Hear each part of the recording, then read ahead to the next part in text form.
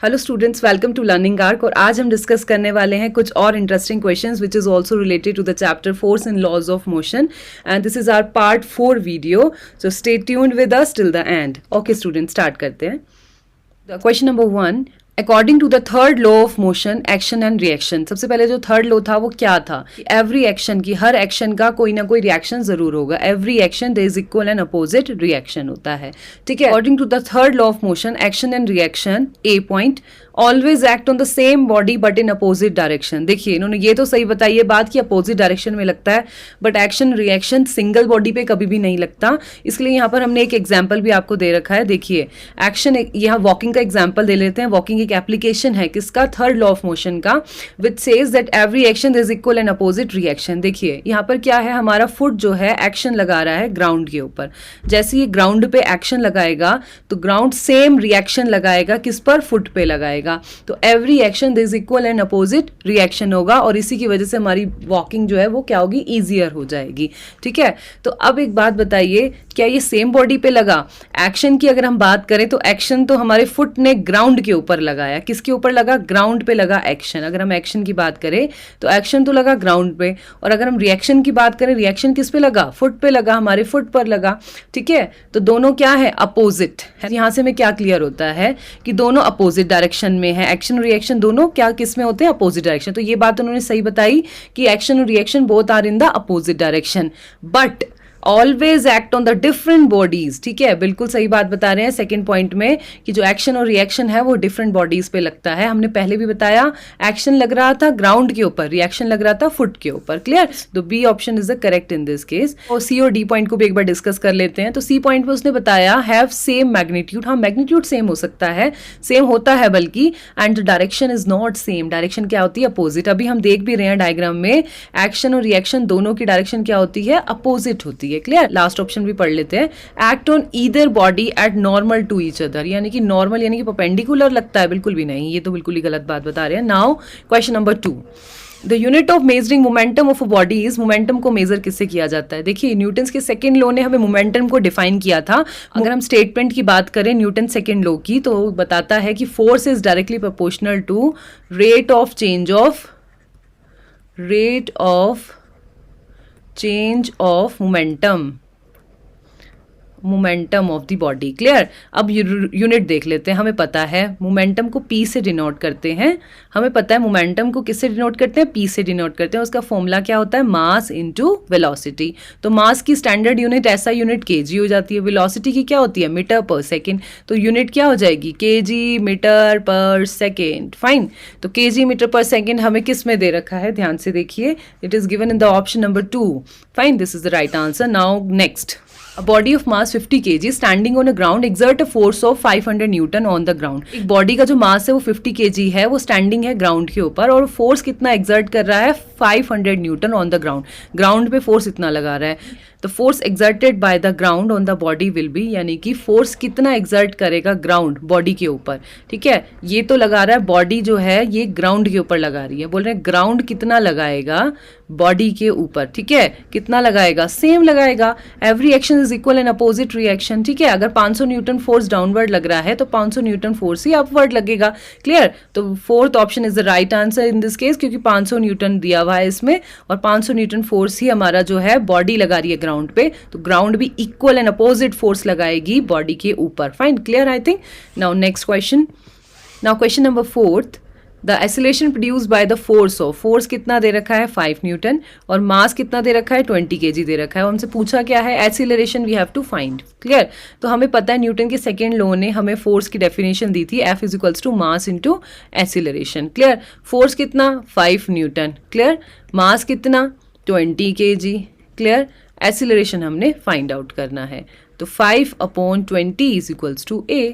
Clear? Unit conversion का कोई chance ही नहीं है, क्योंकि स्टैंडर्ड यूनिट में ही सब चीज़ें दी हुई है हमें, ठीक है।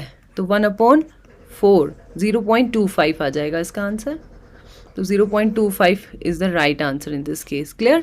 Now question number 5, which of the following situation involve the Newton second law of motion, यानी कि इनमें से कौन सा पॉइंट हमें बता रहा है न्यूटन्स के सेकेंड लॉ के लिए। तो आपको पहले ही क्लियरली हमने बता दिया कि न्यूटन्स का सेकेंड लॉ ने हमें क्या डेफिनेशन दी थी, force is directly proportional to the rate of change of momentum of the body. Clear, वहीं से हमारे पास फोर्स की वैल्यू भी निकल के आई थी, like F is equals to m into A mass into acceleration. Clear, चलिए इसके ऑप्शंस को रीड करते हैं। First option, a force can stop a lighter vehicle as well as heavier vehicle which are moving. देखिए अगर हम force की बात करें तो फोर्स लाइटर ऑब्जेक्ट को भी रोक देगा और हैवियर को भी रोक देगा, ये तो एक कॉमन सी बात हुई, इसमें कोई लॉ का जिक्र ही नहीं आया है यहाँ पर। उसके बाद ऑप्शन सेकंड देखते हैं, force can accelerate a lighter vehicle more easily than a heavier vehicle which are moving. बिल्कुल एक्सेलरेट करेगा लाइटर व्हीकल। देखो अगर हम यहाँ से देखें F इज इक्वल्स टू क्या आया था, m into A, mass into acceleration आया था सेकेंड लॉ से। तो अगर हम मास को और एक्सेलरेशन को कंपेयर करें तो हमें पता है F upon m is equals to a, यानी कि A इज इन्वर्सली प्रोपोर्शनल किसके है, मास के। तो जितना कम मास उतना ज़्यादा एक्सेलरेशन होगा और जितना ज़्यादा मास उतना कम एक्सेलरेशन होगा। इसका मतलब क्या, अगर लाइटर ऑब्जेक्ट है तो ज़्यादा अच्छे से एक्सेलरेट कर लेगा। तो वही तो बात बताई है सेकंड पॉइंट में, the force can accelerate a lighter vehicle more easily, बिल्कुल ईजिली कर लेगा then a heavier vehicle. Comparison भी बताया कि लाइटर को जल्दी कर लेगा, ईजिली कर लेगा, और हैवियर को नहीं कर पाएगा उतना easily, which are moving. Clear, तो बी ऑप्शन तो करेक्ट है हमारे अनुसार। एक बार सी और डी को भी डिस्कस कर लेते हैं। The force exerted by the lighter vehicle on collision with the heavier vehicle result in both the vehicles coming to a standstill. ये कोई लॉ की बात नहीं बताई, सेकंड लॉ की बात तो ये बिल्कुल भी नहीं बताई, तो कोलिजन की बात बताई। ठीक है, कि बिफोर कोलिजन और आफ्टर कोलिजन जो है बॉडी जो है वो स्टैंड स्टिल हो गई। क्लियर, तो ये तो लॉ से रिलेटेड बात ही नहीं है। A force exerted by the escaping air from a balloon in the downward direction makes the balloon to go upward. बिल्कुल, अब इसमें क्या बता रहा है, ये थर्ड लॉ की बात बता रहा है यहाँ पे, every action there is equal and opposite reaction. कि बलून से जो है हॉट एयर्स निकल रही थी, बलून से जो है हॉट एयर निकल रही थी और बलून पे जो है बैकवर्ड फोर्स लगा रही थी अपवर्ड डायरेक्शन में, इसलिए वो मूव हो रहा था। सेकंड लॉ की तो ये भी बात नहीं बता रहे हैं, तो B option is the correct answer in this case. Now question number 6, a fielder pulls his hand backward after catching the cricket ball. This enables the fielder to. देखो यहाँ पर मैंने एग्जाम्पल में बता भी रखा है, एक फील्डर ने कैच किया बॉल को, तो उसने क्या करा, अगर वो डायरेक्टली ऐसे ही कैच करेगा तो बहुत ज़्यादा जर्क लगेगा, उससे इंजर्ड भी हो सकता है पर्सन। अगर देखिए अगर हम इसकी बात करें, अगर वो डायरेक्ट ही कैच करेगा, क्योंकि मोमेंटम को तो जीरो होना है। देखो बॉल का क्या है, बॉल बहुत हाई वेलोसिटी से आ रही है, हाई वेलोसिटी से आ रही है तो हमें पता है P is equals to m into V होता है, यानी कि वेलोसिटी बहुत हाई है। जब वेलोसिटी बहुत हाई है तो मोमेंटम भी क्या होगा, बहुत हाई। तो बहुत हाई मोमेंटम को तुरंत रेस्ट में आना है, जीरो हो जाना है, यानी कि P की वैल्यू जीरो हो जानी है। कुछ भी XYZ वैल्यू हाई वैल्यू थी P की और उसको तुरंत से जीरो में आ जाना है। इसलिए क्या होगा, जो फील्डर है वो बहुत ज़्यादा फोर्स को एक्सपीरियंस करेगा अगर वो एकदम से बॉल को कैच कर लेता है। तो इसीलिए अपने प्रिवेंशन के लिए वो क्या करेगा, बॉल को क्या करेगा, डाउनवर्ड ले जाएगा, बॉल का थोड़ा सा टाइम बढ़ा देगा, टाइम बढ़ा देगा। टाइम बढ़ने से क्या हो जाएगा, मोमेंटम क्या हो जाएगा, रिड्यूस हो जाएगा। जैसे ही मोमेंटम रिड्यूस हो जाएगा तो फोर्स भी रिड्यूस होगा, फोर्स रिड्यूस होगा तो कम फोर्स एक्सपीरियंस करेगा बैट कौन, फील्डर, है ना। तो less force experienced by the fielder in this case, तो बहुत कम फोर्स एक्सपीरियंस करेगा। क्लियर, तो इसका मतलब क्या, ऑप्शंस पढ़ लेते हैं। Exert large force on the ball, reduce the force exerted by the ball, यानी कि बॉल जितना तेज फोर्स लगाने वाली थी उसको क्या कर दिया, रिड्यूस कर दिया। बिल्कुल सही कहा, मोमेंटम को रिड्यूस कर दिया तो फोर्स भी रिड्यूस हो गया। हमें पता ही है फोर्स इज डायरेक्टली प्रोपोर्शनल किसके होता है, rate of change of momentum, rate of change of P, momentum. Clear I think. तो थर्ड ऑप्शन भी पढ़ लेते हैं, increase the rate of change of moment. बिल्कुल नहीं, इंक्रीज होगा तो और ज़्यादा हर्ट होगा, और ज़्यादा इंजर्ड होने के चांसेस हैं। Keep the ball in hand firmly, firmly तो पकड़ ही नहीं सकता ना, क्योंकि मोमेंटम क्या हो रहा है, एकदम से हाई मोमेंटम से जीरो पे आ रहा है। क्लियर, ये तो हो ही नहीं सकता। तो इसीलिए इसके लिए जो राइट आंसर है वो ऑप्शन नंबर बी है, reduce force exerted by the ball. Clear, तो B option is the right answer in this case. Now next, a rocket works on the principle of conservation of, rocket किसके ऊपर काम करता है। तो अगर हम बात करें एग्जैक्टली इसके आंसर की, तो इसका आंसर क्या है, the rocket work on the principle of conservation of momentum पे काम करता है। अब ये करता कैसे है, देखिए अगर थर्ड लॉ को भी हम एक्सप्लेन करें, यहाँ पे क्या होगा, हॉट गैसेस जो है बहुत हाई स्पीड से, heavy blow of hot gases with a very high velocity coming out, है ना, यानी कि पास आउट हो रही हैं बहुत सारी गैसेज इसमें से। जैसी बहुत सारी गैसेज इसमें से पास आउट होंगी विद अ हाई वेलोसिटी। अगर हम मास की बात करें करें तो गैसेस का मास तो यहाँ पर कुछ भी नहीं होगा, लेकिन वेलोसिटी बहुत हाई होगी। हाई वेलोसिटी होने की वजह से मोमेंटम बहुत हाई होगा। तो उस मोमेंटम को कंपनसेट करने के लिए, न्यूट्रलाइज करने के लिए, बैलेंस करने के लिए rocket moving in the upward direction बहुत हाई वेलोसिटी से अपवर्ड डायरेक्शन में मूव करेगा। क्लियर? तो जितना मोमेंटम यहाँ था उससे अपोजिट उतना ही मोमेंटम यहाँ पर बनेगा इन द अपवर्ड डायरेक्शन। ठीक है, जितना डाउनवर्ड गैसेस ने मोमेंटम को क्रिएट किया उतना ही मोमेंटम क्या होगा, रॉकेट एक्सपीरियंस करेगा and it moves in the upward direction against gravity. Clear I think? तो कौन सा लॉ रिस्पॉन्सिबल है? प्रिंसिपल। कौन सा प्रिंसिपल रिस्पॉन्सिबल है? Conservation of momentum principle involve है इस केस में। क्लियर?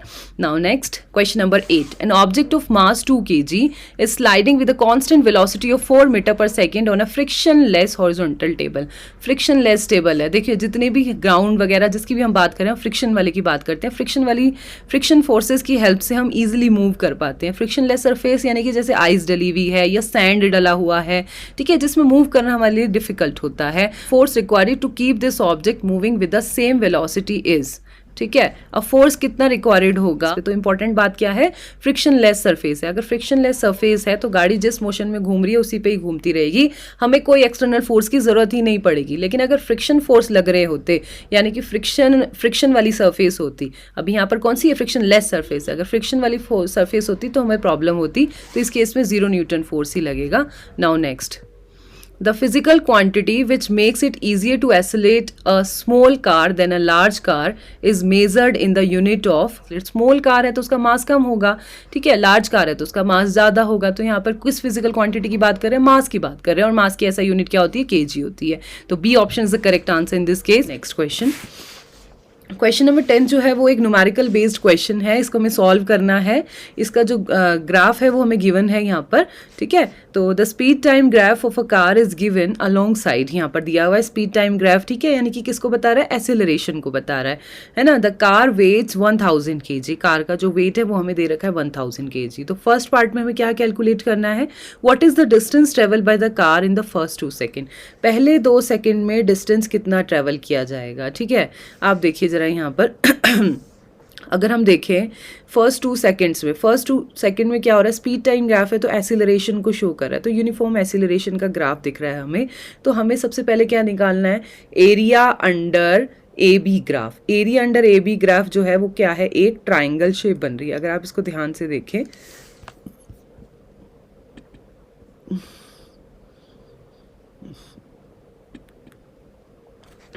हाँ, तो area under A B graph जो है वो एक ट्राइंगल बन रहा है, ये ट्राइंगल फिगर बन रही है। सबसे पहले हमने इसका एरिया निकाल देना है, ठीक है। उससे हमारे पास क्या आ जाएगी? Distance travel by the car in the first 2 second, कि कितनी डिस्टेंस कार ने ट्रेवल करी है पहले 2 सेकेंड में, ठीक है। तो हमें पता ही है, देखिए एरिया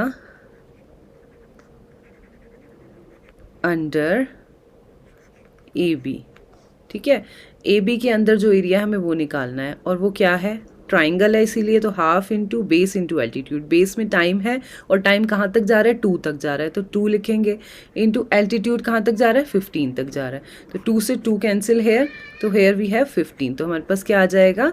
15 मीटर। फाइन, क्योंकि पूछा क्या है? डिस्टेंस ट्रेवल, तो डिस्टेंस हमारे पास कितना आ जाएगा? 15 मीटर आ जाएगा। तो फर्स्ट पॉइंट तो हमने कैलकुलेट कर लिया।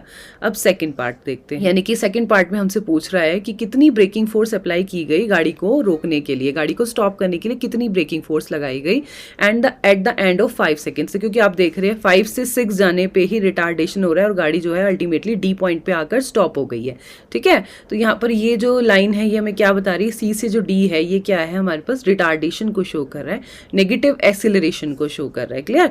तो हम इसको निकाल लेते हैं। सेकंड लॉ से हमारे पास फोर्स का फॉर्मूला भी पता है, तो फोर्स इज इक्वल्स टू क्या होता है? मास इनटू एक्सीलरेशन, ठीक है। मास हमें दिया हुआ है कितना? विच इज 1000 kg, और एक्सीलरेशन हमें फाइंड आउट करना है। तो एक्सीलरेशन निकाल लेते हैं सबसे पहले। तो सी से डी, यानी कि हमें क्या निकालना है? Slope C D. Slope C D क्या कर रहा है? रिटार्डेशन को शो कर रहा है, ठीक है। और स्लोप का निकालने के लिए फॉर्मूला क्या होता है? थीटा की हेल्प से निकालते हैं, ठीक है। तो slope tan theta is equals to slope C D is equals to क्या हो जाएगा? परपेंडिकुलर अपॉन बेस, ठीक है। तो परपेंडिकुलर कितना है बताइए 15, और बेस कितना है 5 से 6 जाने में रिटार्डेशन हुआ है तो बेस कितना है 1 है, ठीक है। तो एक्सीलरेशन की वैल्यू कितनी आ गई 15 मीटर पर सेकेंड स्क्वायर। क्लियर, ये हमारे पास एक्सीलरेशन की वैल्यू है। एज एक्सीलरेशन इज कैलकुलेटेड, अब हमारे पास फोर्स आ जाएगी। फोर्स इज इक्वल्स टू क्या है बताइए, मास m इंटू एक्सीलरेशन। मास कितना है 1000 इंटू 15, ठीक है। तो और हो क्या रहा है -15 लेंगे, ये एक्सीलरेशन क्या लेंगे -15, क्योंकि क्या हुआ है रिटार्डेशन हुआ है। क्लियर, तो -15 की मल्टीप्लाई करेंगे तो क्या आएगा आंसर, माइनस का 15,000। क्लियर, माइनस का 15,000 न्यूटन हमारा इसका आंसर आ जाएगा। Clear I think. Okay. So here we have completed 10 questions related to the chapter Force and Laws of Motion. So if you have any query related to these questions, please comment me in the comment box, and if you like this video, do like, share and subscribe to my channel. Thank you, students.